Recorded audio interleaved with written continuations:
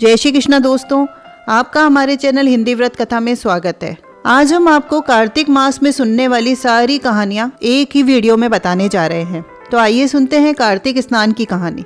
एक बुढ़िया माई थी जो चातुर्मास में पुष्कर स्नान किया करती थी। उसके एक बेटा बहू थे। सास ने बहू को फलाहार बनाने के लिए कहा तो बहू ने खाली टिफिन ही रख दिया। बेटा माँ को पहुँचाने के लिए पुष्कर गया। रास्ते में माँ से बोला, माँ फलाहार कर लो। जहाँ पानी मिला वहीं फलाहार करने बैठ गई। भगवान की कृपा से खाली टिफिन फलों से भर गया। माँ ने फलाहार किया। पुष्कर में रहने के लिए झोपड़ी बनाकर बेटा वापस घर आ गया। रात्रि में श्रावण मास आया और बोला, बुढ़िया माई दरवाजा खोल। तो बुढ़िया माई ने पूछा, आप कौन हो? तो वो बोला, मैं श्रावण मास हूँ। बुढ़िया माई ने तुरंत दरवाजा खोल दिया। बुढ़िया माई ने शिव पार्वती जी की पूजा की, अर्चना की, बेलपत्र से अभिषेक किया। जाते समय श्रावण मास ने बुढ़िया माई को आशीर्वाद दिया और झोपड़ी की एक दीवार सोने की हो गई। भाद्रपद आया, उसने भी दरवाजा खोलने को कहा। बुढ़िया माई ने दरवाजा खोला, सत्तू बनाकर कजरी तीज बनाई। भाद्रपद ने बुढ़िया माई को आशीर्वाद दिया और झोपड़ी की दूसरी दीवार भी सोने की हो गई। अश्विन मास आया, उसने भी दरवाजा खोलने को कहा। बुढ़िया माई ने दरवाजा खोला, पितरों को तर्पण किया, ब्राह्मण भोज कराकर श्राद्ध किया। नवरात्रि आई तो माँ दुर्गा की अखंड ज्योत जलाकर प्रसन्न किया। सत्य की विजय दिवस के रूप में बुराई के अंत की खुशी में दशहरा मनाया। अश्विनी मास में जाते समय प्रसन्न होकर तीसरी दीवार भी बहुमूल्य रत्नों से जड़ कर दी और बुढ़िया माई को सदैव प्रसन्न रहने का आशीर्वाद दिया। इन सब के बाद कार्तिक मास आया, उसने भी दरवाजा खोलने को कहा। बुढ़िया माई ने दरवाजा खोला, अति प्रसन्न मन से कार्तिक स्नान किया, दीपदान कर दिवाली, गोवर्धन पूजा, भैया दूज, गोपाष्टमी, आंवला नवमी मनाई। कार्तिक मास ने जाते जाते आशीर्वाद दिया और झोपड़ी के स्थान पर महल बन गया। बुढ़िया माई गरीबों की सेवा कर भजन कीर्तन में अपना समय व्यतीत करने लगी। बेटा अपनी माँ को लेने आया और माँ और झोपड़ी को पहचान न सका तो पड़ोसियों ने पूछा तो उन्होंने बताया तो बेटा माँ के चरणों में गिरकर बोला, माँ घर चलो। सारे सामान के साथ घर ले आया। सासू माँ के ठाठ देखकर बहू के मन में लालच आ गया। उसने अपनी माँ को भी पुष्कर छोड़कर आने को कहा। उसका पति अपनी सास को भी पुष्कर छोड़कर आ गया, परंतु बहू की माँ की धर्म कर्म में बिल्कुल रुचि नहीं थी। वह 4 समय भोजन करती, दिन भर सोती। 4 मास आए चले गए, जाते समय झोपड़ी गिर गई। बहू की माँ गधी की योनि में चली गई, क्योंकि औरत लक्ष्मी का रूप है और लक्ष्मी की तरह चंचल होनी चाहिए। भगवान की पूजा और अतिथियों का सम्मान और दान पुण्य करना चाहिए। बहू ने कहा, अब माँ को ले आओ। जवाई सा लेने गए तो कहीं नहीं मिली। लोगों ने पूछने पर बताया कि तेरी सास धर्म कर्म कुछ नहीं करती थी, खाती थी, सोती थी, जिससे वह गधी योनि में चली गई। जवाई गधी योनि को बांध कर घर ले आया। पत्नी ने पूछा, मेरी माँ कहाँ है? तो पति ने कहा, तेरे लालच की वजह से तेरी माँ गधी हो गई है। बड़े बड़े विद्वान ब्राह्मण ऋषि मुनियों के पूछने पर उन्होंने बताया कि तेरी सास से स्नान किए पानी से स्नान कराने पर उसे मनुष्य योनि मिल जाएगी। तो बहू ने ऐसा ही किया और उसकी माँ पुनः मनुष्य योनि में आ गई। तो हे राधा दामोदर भगवान, जैसे बुढ़िया माई को दिया वैसा सबको देना। कहता ने सुनता ने हुंकारा भरते ने मेरे सारे परिवार को देना। दूसरे नंबर पर राई दामोदर की कहानी सुनी जाती है। तो आइए सुनते हैं राई दामोदर की कहानी। 2 माँ बेटियां थी। बेटी का नाम राई था। वह बहुत सुंदर और सुशील थी। भगवान कृष्ण की पक्की भक्त थी। एक बार भगवान कृष्ण उसकी परीक्षा लेने हेतु डांसरिया बेचने वाले बनकर आए और आवाज देने लगे। राई अपनी माँ से बोली, मुझे भी डांसरिया चाहिए। माँ बोली, मैं पैसे कहाँ से लाऊं? बाजरी है, वो ले जा। बाजरी के भगवान ने फूंक मारी तो फूस उड़कर राई के आंख में गिर गए। राई जोर जोर से रोने लगी। भगवान वहां से अंतर्ध्यान हो गए। वैद्य का रूप धारण कर कर वहां आ गए। आवाज देने लगे। राई की माँ बाहर आई और बोली, वैद्य जी, मेरी बेटी के आंख में फूस गिर गया है, उसे निकाल दो। भगवान बोले, अगर मैं फूस निकालूं तो उसका विवाह मेरे साथ करना पड़ेगा। राई की माँ तैयार हो गई। सगाई कर दी। कार्तिक शुक्ला की 11 के दिन विवाह निश्चित किया।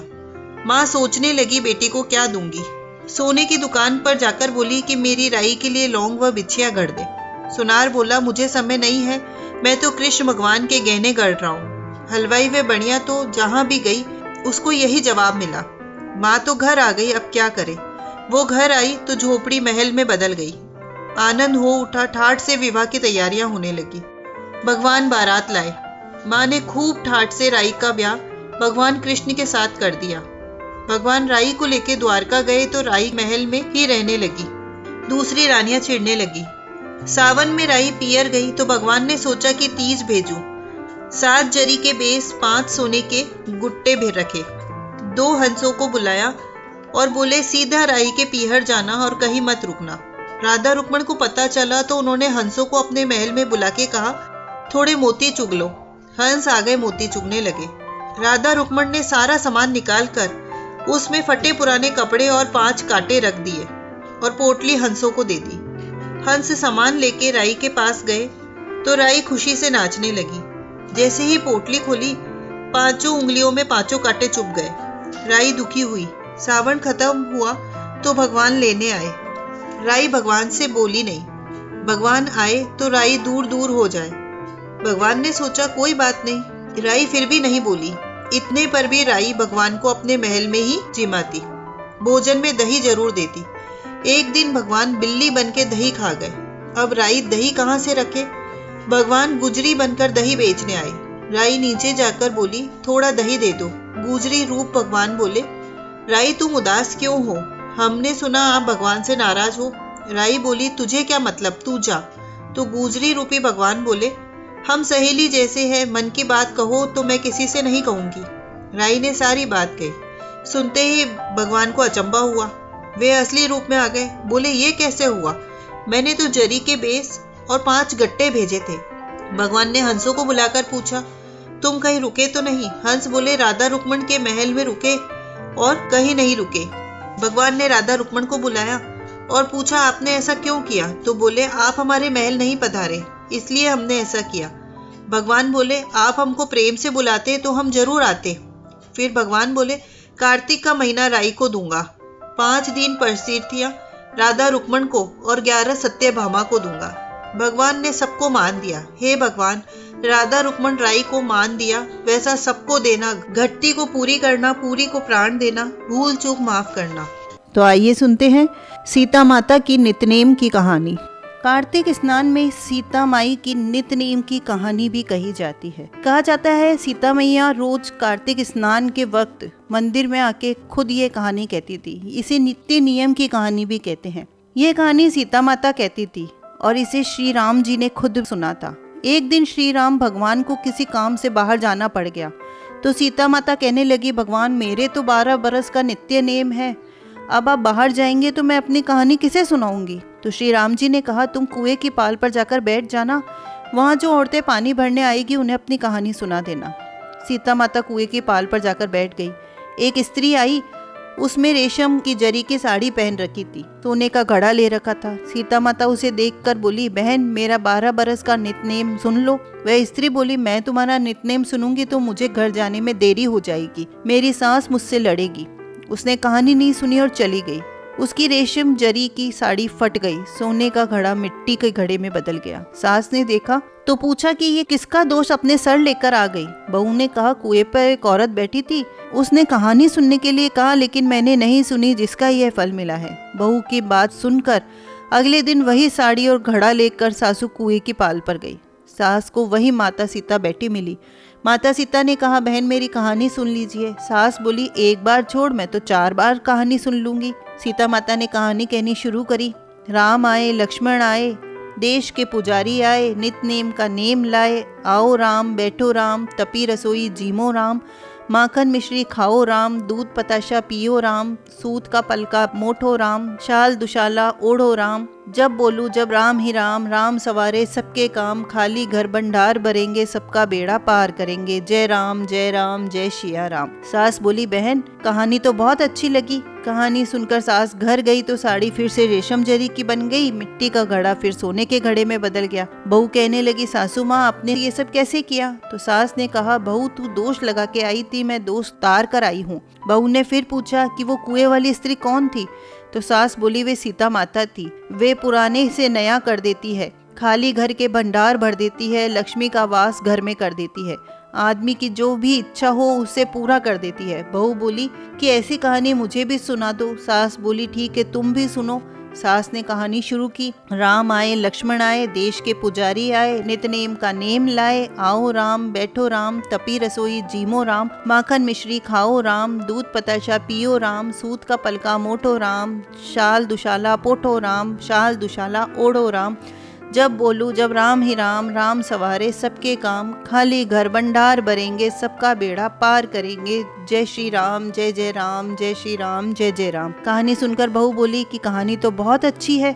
सास ने कहा ठीक है, इस कहानी को रोज कहा करेंगे। अब सास बहू रोज सवेरे उठ के नहाती धोती, पूजा करने के बाद नित नेम से सीता की कहानी कहती।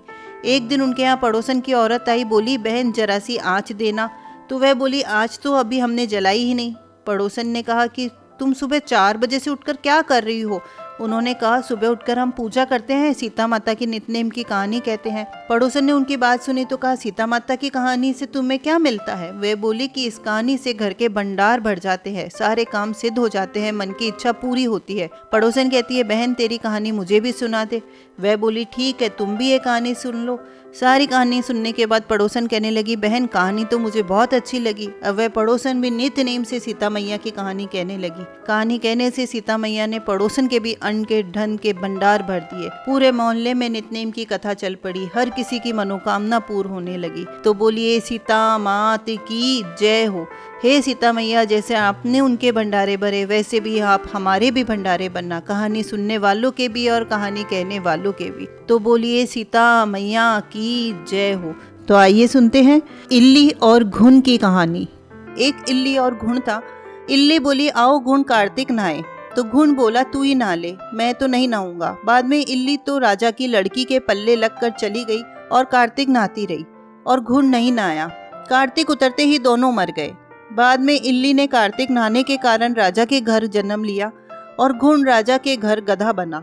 राजा ने बेटी का विवाह का सावा निकलवाया। बेटी ससुराल जाने के लिए विदा होने लगी तो बेटी की बैलगाड़ी रुक गई।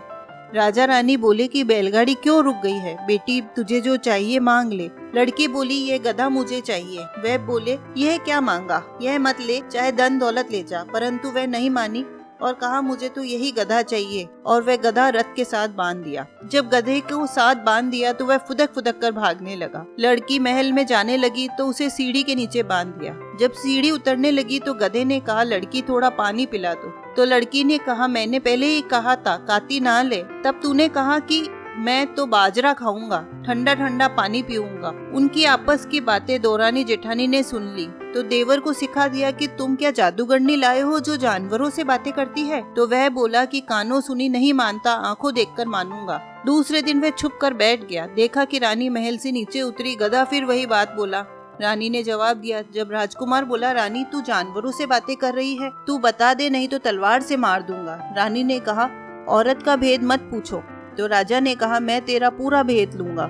रानी ने कहा पिछले जन्म में मैं इल्ली थी और यह घुन था। तब मैंने कहा था घुन कार्तिक नहा ले, वह नहाया नहीं इसलिए ये गधा बन गया। मैं रानी के पल्ले से लगकर कार्तिक नहाई इसलिए मैंने राजा के घर जन्म लिया। यह बात सुनकर राजा ने कहा कि कार्तिक के नहाने का क्या फल है? तो रानी ने कहा कि कार्तिक नहाने से मैं आपके घर में राजपाट कर रही हूँ। तब राजा ने कहा कि इतना फल है तो हम दोनों अब जोड़े से नहाएंगे, दान पुण्य करेंगे, जिससे आगे हमें और सुख मिले। दोनों जने कार्तिक स्नान करने लगे। राजा के घर में बहुत धन संपत्ति हो गई। हे कार्तिक महाराज, हे राई दामोदर भगवान, जैसा इल्ली को सुख दिया वैसा सबको देना। कहते ने सुनते ने हुंकारा भरते ने मेरे सारे परिवार को देना। तो आइए सुनते हैं कार्तिक मास की तुलसी माता की कहानी। कार्तिक महीने में सब औरतें तुलसी माता को सींचती। सब तो सींच कर आती, परंतु एक बुढ़िया आती और कहती कि हे तुलसी माता सत की दाता, मैं तेरा बिरला सींचती हूँ, तू मुझे बहू दे, पीताम्बर की धोती दे, मीठा मीठा घास दे, बैकुंठा का बास दे, चटक की चाल दे, पटक की मौत दे, चंदन को काट दे, साई को रास दे, दाल भात को पुरसन दे, ग्यारस की मौत दे, कृष्ण भगवान को कांधो दे। तब तुलसी माता यह सब सुनकर सूखने लगी। तो भगवान ने पूछा कि हे तुलसी, तुम क्यों सूख रही हो?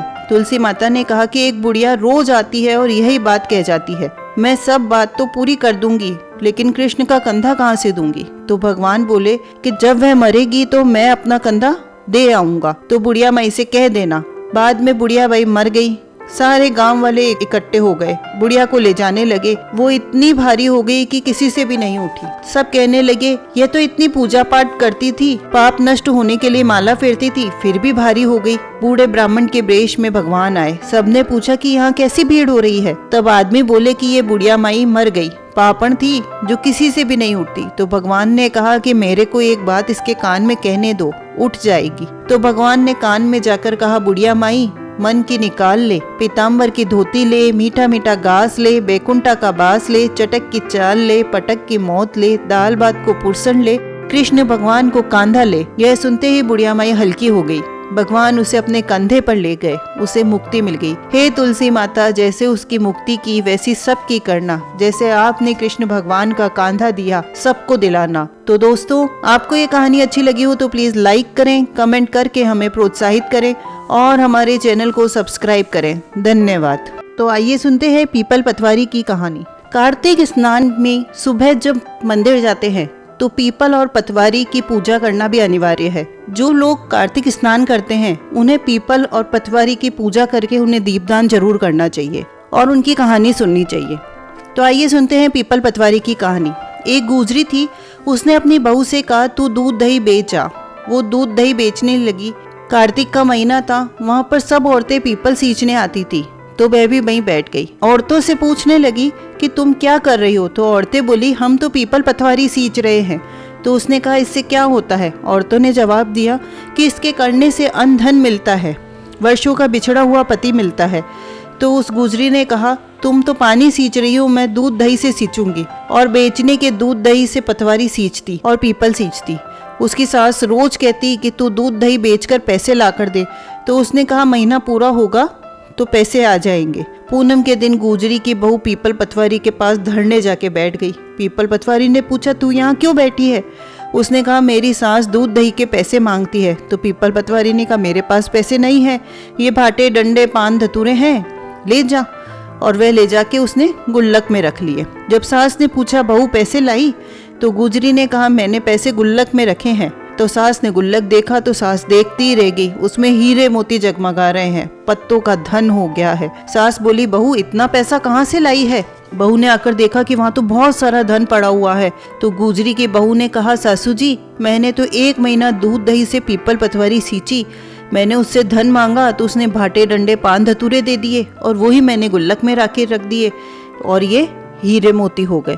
तो सासू जी ने कहा अब की बार मैं भी पीपल पतवारी सींचूंगी। सासू दूध दही को बेच आती और हांडी धोकर पीपल पतवारी में सींच आती। बहू से कहती तू मुझसे पैसे मांग। तो बहू कहती कि सासू जी कोई बहू भी सासू से हिसाब मांगती है क्या। सासू जी महीने में आखिरी में पीपल पतवारी पर जाके धरने देकर बैठ गई और पीपल पतवारी ने उन्हें भी भाटे डंडे पान धतूरे दे दिए। सासू ने घर आके उसे गुल्लक में रख दिया। फिर बहू ने खोलकर देखा तो उसमें कीड़े कचरे हो रहे हैं। बहू ने सास से कहा कि यह क्या है। सास देखकर बोली कि पीपल पतवारी ने तो तेरे को तो अन्न दिया, धन दिया और मुझे कीड़े मकोड़े दिए।